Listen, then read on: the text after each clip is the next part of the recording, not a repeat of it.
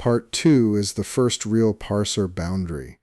The shell still reads one line at a time, but now that text has to become a statement before anything executes. Part 2 adds one clean boundary.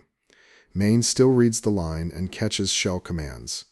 Then prepare statement turns SQL text into a statement type. Execution only sees that statement, that is the path rows, pages, disk, and the B-tree plugin to next. First, I add a result type for commands that belong to the shell itself. The helper can answer handled or not recognized. Then I do the same thing for normal SQL. Preparing a statement either succeeds or it tells the loop this input is not supported yet. This enum names the statements we can execute in this step. Right now, that is just insert and select. The statement struct starts small. It only stores that type, but that gives the rest of the program something concrete to pass around. Inside the helper, I check whether the input is the exit command. If it is, the helper reports success instead of sending it to the SQL parser. Now I add prepare statement.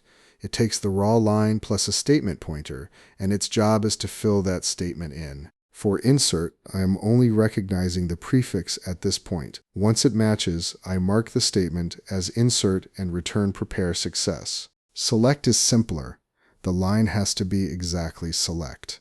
If neither branch matches, prepare statement reports an unrecognized statement. Execution starts as a switch over the statement type that keeps insert and select separate before either one has real storage behind it. For now, each case just prints a placeholder.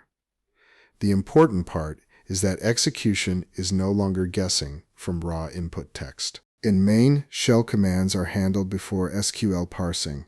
If the helper handles the line, main frees the buffer and exits. If not, it prints an error and keeps looping. Here in the main loop, the raw line stops being raw text. I create a statement, run prepare statement, and if it is not recognized, I print the error and continue. Only the success case gets past that switch.